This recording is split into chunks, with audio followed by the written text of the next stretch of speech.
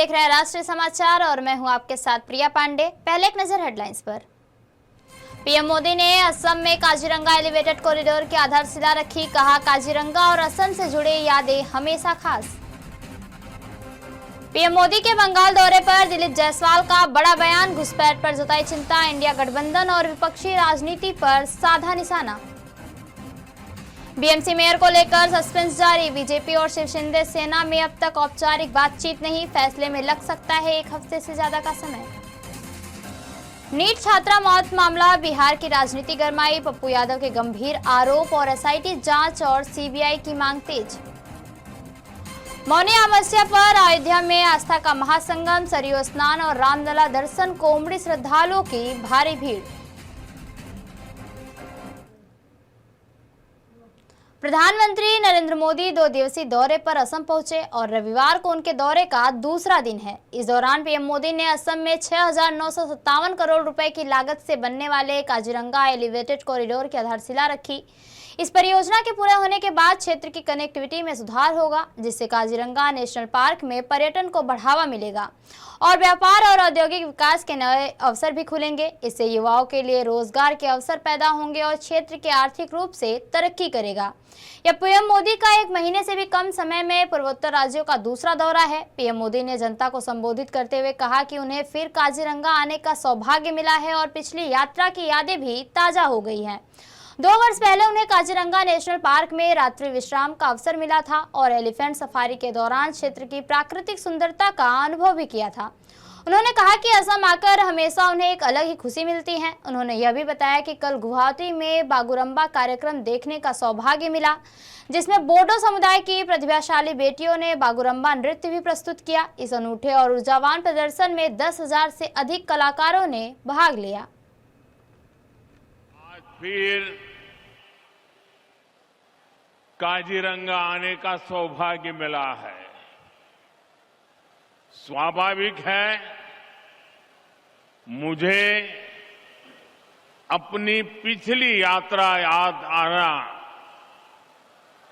बहुत स्वाभाविक है। 2 वर्ष पहले काजीरंगा में बिताए गए पल मेरे जीवन के बहुत खास अनुभवों में शामिल है। मुझे काजीरंगा नेशनल पार्क में रात्रि विश्राम करने का अवसर मिला था और अगली सुबह एलिफेंट सफारी के दौरान मैंने इस क्षेत्र की सुंदरता को बहुत करीबी से महसूस किया था। साथियों, मुझे हमेशा असम आकर एक अलग ही खुशी मिलती है।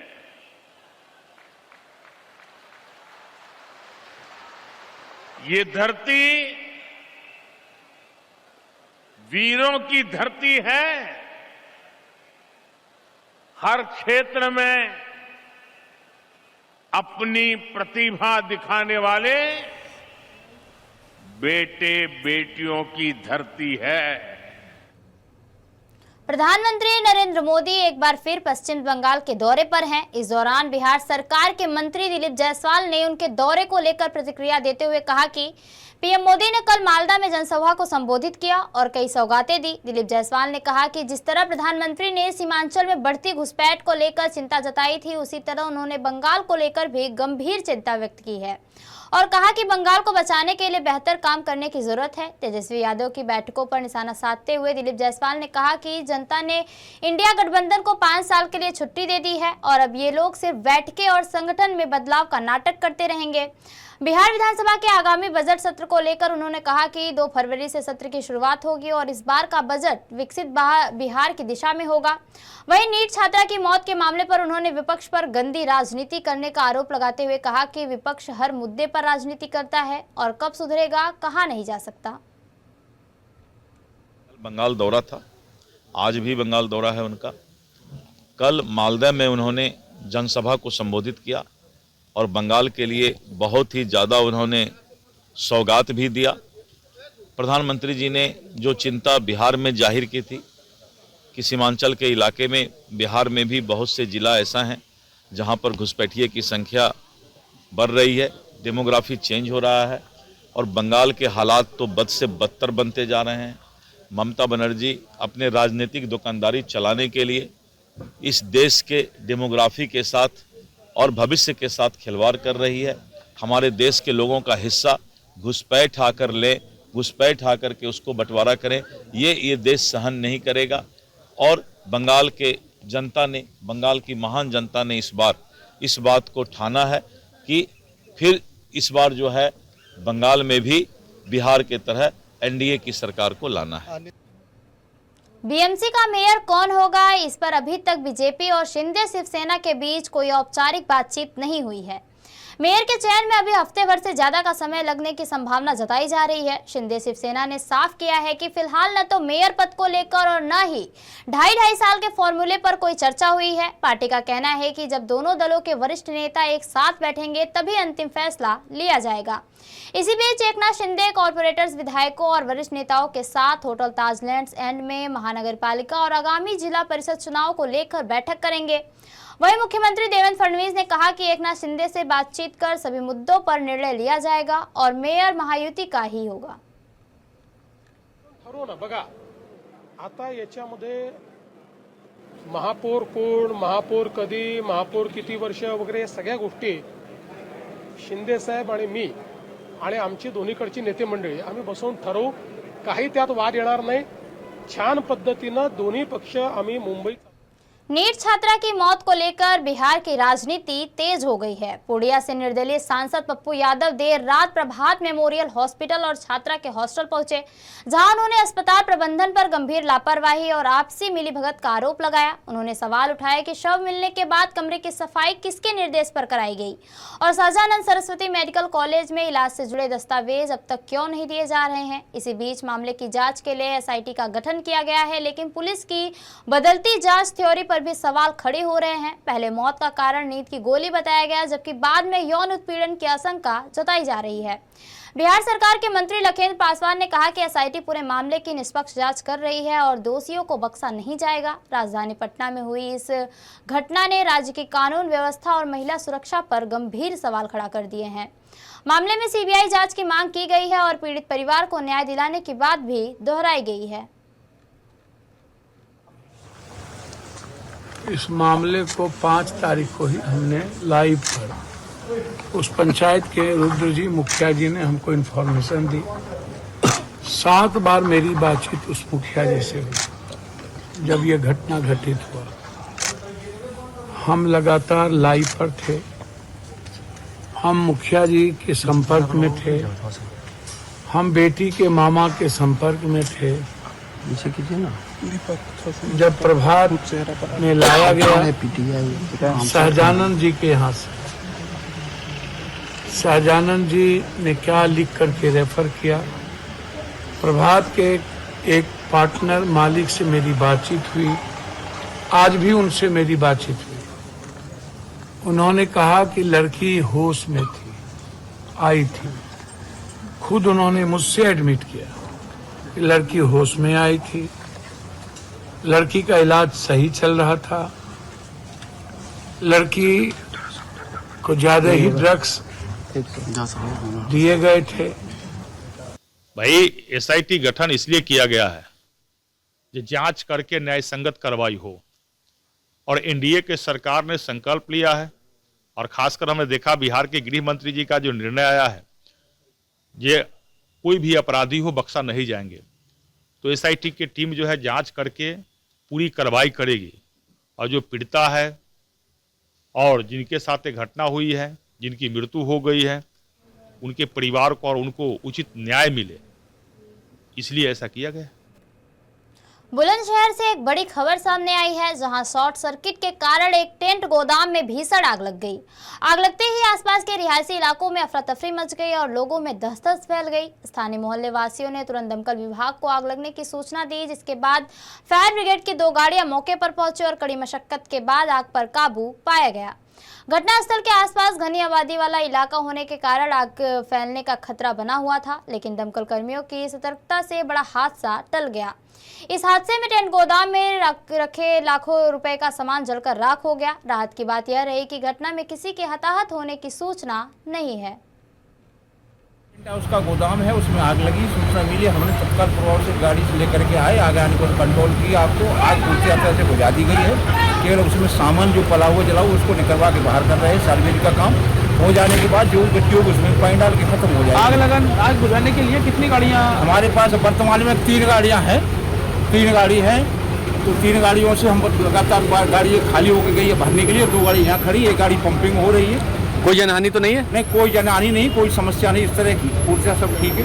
अच्छा, नुकसान कितना माना जा रहा है? नुकसान तो अभी लगातार काम चल रहा है, इसलिए अनुभव नहीं हुआ है कि कितना नुकसान वो अभी बताएंगे वो लोग अपने आप। कुछ पता चल पाया आग लगने का कारण? पता चल पाया अभी कुछ नहीं बता पा रहे, वो अपने आप में थोड़ा कंट्रोल नहीं है, भावुक हैं।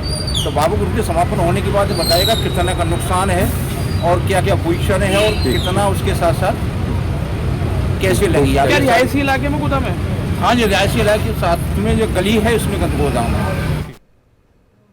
पीलीभीत से बड़ी खबर सामने आई है, जहां 11,000 वोल्ट के हाई टेंशन लाइन का तार टूटने से मोटरसाइकिल टायर की दुकान में भीषण आग लग गई। आग इतनी तेजी से फैले कि दुकान में रखा लाखों रुपए का सामान जलकर राख हो गया। आग की ऊंची लपटें और काले धुएं के गुब्बार दूर तक दिखाई दिया, जिसे देखकर पूरे इलाके में हड़कंप मच गया। घटना की जानकारी मिलते ही स्थानीय लोगों ने तुरंत पुलिस और बिजली विभाग को सूचना दी। सूचना पर दमकल विभाग की टीमें मौके पर पहुंची और कड़ी मशक्कत के बाद आग पर काबू पाया गया। राहत की बात यह रही कि इस घटना में किसी के हताहत होने की सूचना नहीं है, लेकिन भारी आर्थिक नुकसान हुआ है। इस हादसे ने बिजली विभाग के रखरखाव और मरम्मत व्यवस्था पर भी सवाल खड़े कर दिए हैं।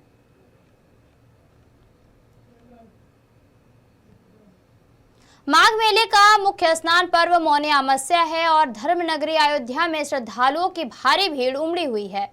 कड़ाके की ठंड और घने कोहरे के बावजूद आस्था का उत्साह चरम पर है। ब्रह्म मुहूर्त से ही लाखों श्रद्धालु सरयू नदी में आस्था की डुबकी लगा रहे हैं और स्नान के बाद दान, पुण्य, जप, तप और पूजा अर्चना कर पूरे लाभ अर्जित कर रहे हैं। सरयू स्नान के बाद श्रद्धालु भगवान रामलला और हनुमानगढ़ी में दर्शन पूजन के लिए पहुंच रहे हैं, जहां मंदिरों में दर्शन के लिए लंबी कतारें लगी हैं, लेकिन श्रद्धालुओं का उत्साह बना हुआ है। मौनी अमावस्या के पर्व को लेकर जिला प्रशासन ने सुरक्षा के व्यापक इंतजाम किए हैं। पूरे अयोध्या को जोन और सेक्टर में बांटकर पुलिस बल, पीएसी और अर्धसैनिक बलों की तैनाती भी की गई है। भीड़ प्रबंधन के लिए विशेष व्यवस्था भी की गई है, ताकि श्रद्धालु सुरक्षित और सुगमता से स्नान और दर्शन कर सके। अयोध्या धाम क्षेत्र में मौनी अमावस्या को लेकर अत्यधिक मात्रा में श्रद्धालुओं की भीड़ आई हुई है। इस भीड़ के दृष्टिगत जितने भी हमारे एंट्री पॉइंट्स हैं उन पर पर्याप्त चेकिंग के बाद ही वाहनों की एंट्री कराई जा रही है। साथ ही हमने ट्रैफिक डाइवर्जन भी एक्टिवेट कर रखा है। संपूर्ण क्षेत्र को हमने विभिन्न जोनों एवं सेक्टर में विभाजित कर रखा है एवं पर्याप्त पुलिस बल का प्रबंधन भी कर रखा है। सीसीटीवी और टीथर ड्रोन के माध्यम से सतत निगरानी की जा रही है। साथ ही जो घाट जोन है, जो श्रद्धालु स्नान कर लिए उसके लिए एक अलग से घाट जोन भी बनाया गया है, जिसमें पीएसी, फ्लड कंपनी एवं जल पुलिस का पर्याप्त फोर्स का प्रबंधन किया गया है, जो कि सतत भ्रमणशील रह के श्रद्धालुओं को सुरक्षित जगहों पर स्नान करने के लिए बता रही है। लगभग कितने श्रद्धालुओं ने अभी तक स्नान किया है? काफ़ी भारी मात्रा में श्रद्धालुओं ने स्नान किया है। ऑल इंडिया कांग्रेस कमेटी ने कांग्रेस विधायक भाई जगताप को कारण बताओ नोटिस जारी कर दिया है। यह नोटिस मनपा चुनाव के बाद उनके उस बयान को लेकर दिया गया है, जिसमें भाई जगताप ने खुले तौर पर मुंबई कांग्रेस अध्यक्ष वर्षा गायकवाड़ से पद से इस्तीफा देने की मांग की थी। इस बयान के बाद कांग्रेस संगठन में तीखी प्रतिक्रिया देखने को मिली और मामला सीधे दिल्ली नेतृत्व तक पहुंच गया।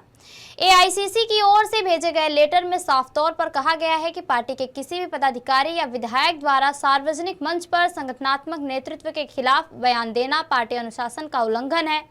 पत्र में यह भी लिखा गया है कि भाई जगताप का बयान कांग्रेस की एकता, संगठनात्मक संरचना और पार्टी की छवि को नुकसान पहुंचाने वाला है।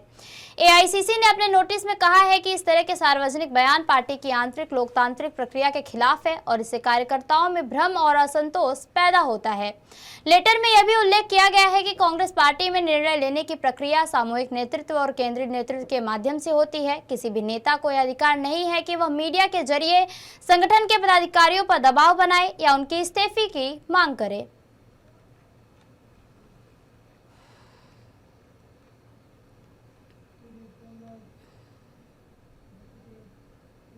मुंबई के मलाड, कांदिवली और अन्य इलाकों में बड़े पैमाने पर धुरंधर लिखे बैनर्स और पोस्टर्स लगाए गए हैं। इन पोस्टर्स में देवा भाऊ को महाराष्ट्र का धुरंधर बताया गया है और उनकी राजनीतिक जीत तथा नेतृत्व क्षमता को प्रमुखता से उजागर किया गया है। यह बैनर्स हाल ही में विजयी उम्मीदवारों द्वारा लगाए गए और शहर के प्रमुख चौराहों पर व्यस्त इलाकों में इन्हें देखकर आम लोगों के बीच चर्चा का विषय बन गया है।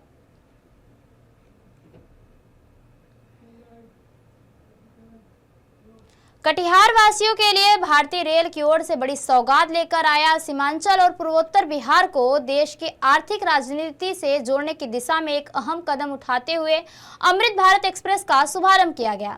यह नई स्पेशल ट्रेन सिलीगुड़ी और अलीपुरद्वार से चलकर कटिहार के रास्ते महाराष्ट्र के पनवेल तक जाएगी। ट्रेन को सांसद तारिक अनवर और पूर्व उप मुख्यमंत्री तारकिशोर प्रसाद, मेयर उषा देवी अग्रवाल और एडीआरएम मनोज सिंह ने संयुक्त रूप से हरी झंडी दिखाकर रवाना किया।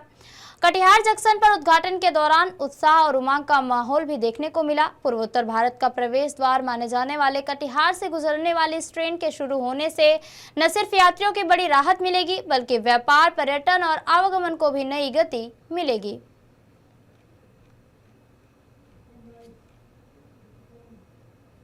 उत्तर प्रदेश के दीनदयाल उपाध्याय रेलवे स्टेशन पर शनिवार रात हड़कंप मच गया जब तेजस राजधानी एक्सप्रेस में बम होने की सूचना मिली। यह ट्रेन पटना से नई दिल्ली जा रही थी और रात करीब 10:30 बजे पीडीडीयू जंक्शन के प्लेटफॉर्म नंबर 4 पर पहुंचते ही रेलवे बोर्ड को कॉल के माध्यम से बम की जानकारी दी गई। सूचना मिलते ही रेलवे सुरक्षा एजेंसियों में अफरा तफरी मच गई और ट्रेन को तुरंत प्लेटफॉर्म पर रोककर चारों ओर से घेराबंदी कर दिया गया। बम की सूचना के बाद जीआरपी, आरपीएफ, जिला पुलिस और बम डिटेक्शन स्क्वाड और डॉग स्क्वाड तुरंत मौके पर पहुंच गए। सुरक्षा के मद्देनजर ट्रेन को खाली कराया गया और तेजस राजधानी एक्सप्रेस के 16 कोचों में यात्रा कर रहे सभी यात्रियों को प्लेटफॉर्म पर सुरक्षित स्थान पर ले जाया गया। इसके बाद ट्रेन की 3 घंटे तक संघ तलाशी भी ली गई। बम और डॉग स्क्वाड की संयुक्त टीम ने कोच दर कोच जांच करती रही और स्टेशन परिसर व आसपास के क्षेत्रों में सुरक्षा भी कड़ी कर दी गई।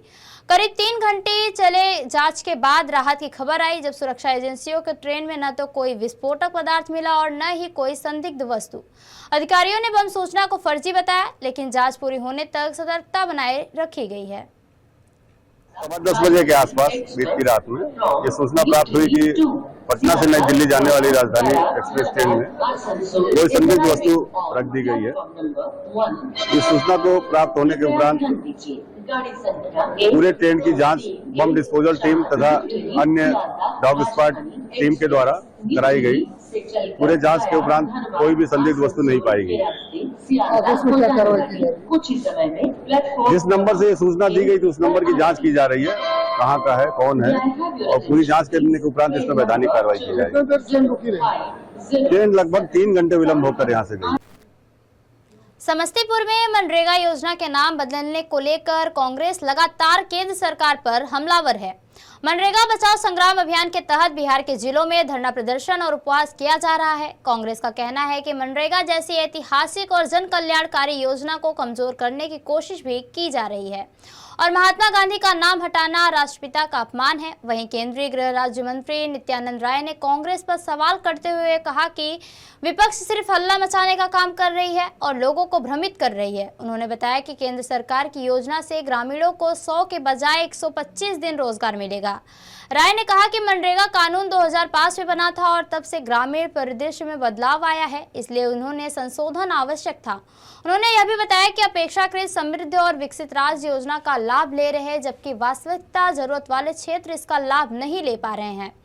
वर्तमान में भारत सरकार लगभग 86,000 करोड़ रुपए से सालाना खर्च कर रही है, लेकिन ग्रामीण क्षेत्र में अनुशासन विकास नहीं हो पा रहा है।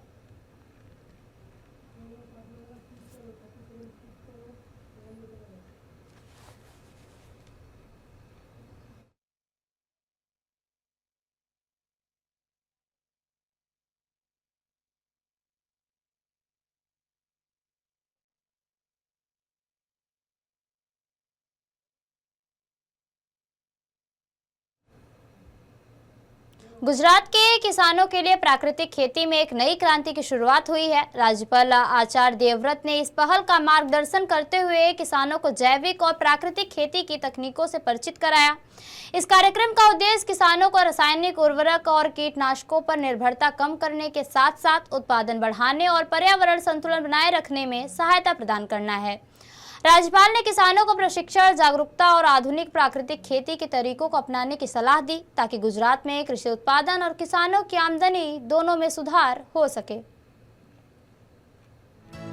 गुजरात के किसानों के लिए प्राकृतिक खेती का एक नया अध्याय लिखते हुए राज्यपाल आचार्य देवव्रत ने इस क्षेत्र में सकारात्मक और दूरदर्शी नेतृत्व का उदाहरण पेश किया है। वो राज्य में किसानों को रसायन मुक्त और पर्यावरण संतुलित कृषि अपनाने के लिए प्रेरित कर रहे हैं और इसके लिए लगातार मार्गदर्शन और जागरूकता कार्यक्रम चला रहे हैं। उनकी सबसे अहम पहल है जीवामृत। राज्यपाल ने इसे विकसित करने के साथ साथ अपने 180 एकड़ के खेतों में 8 वर्षों से सफलतापूर्वक लागू किया है।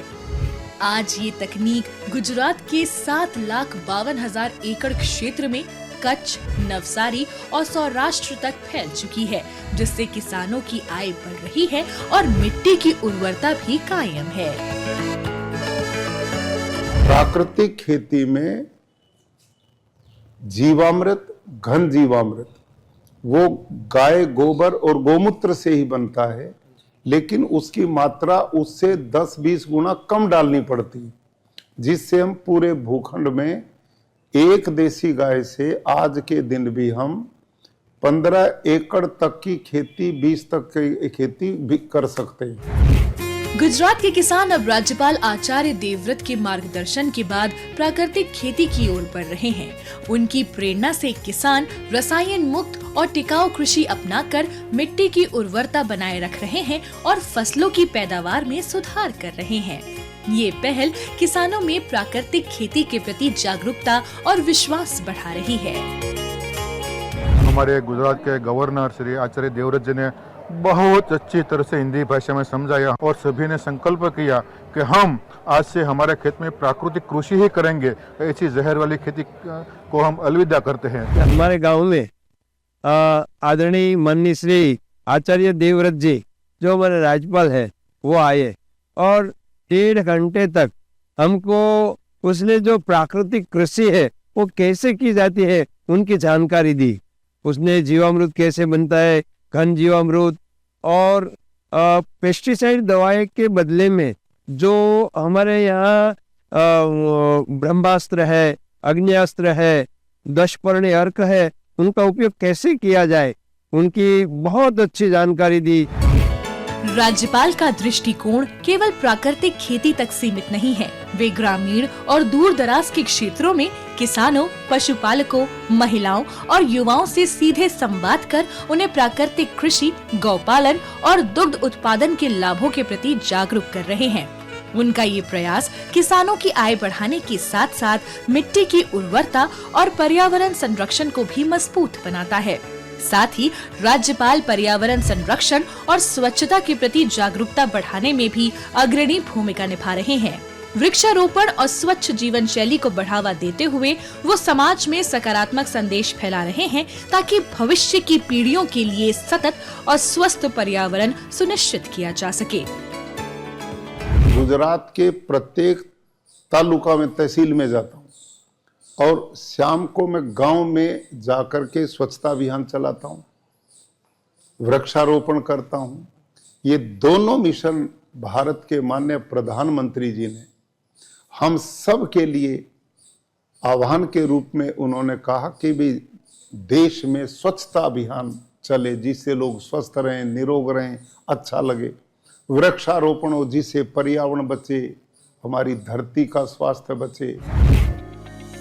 सामाजिक समरसता और समावेशी विकास के प्रबल समर्थक के रूप में राज्यपाल विभिन्न सामाजिक वर्गों, विशेषकर अनुसूचित जाति और जनजाति परिवारों से लगातार संवाद स्थापित कर रहे हैं और समानता, सम्मान तथा सामाजिक सौहार्द का संदेश फैला रहे हैं।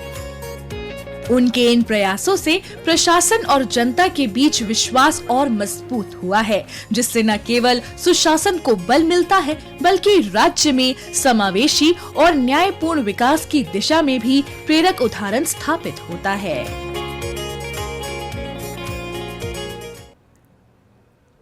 तो ये थी अब तक की खास खबरें, और खबरों के लिए बने रहिए राष्ट्रीय समाचार के साथ। नमस्कार।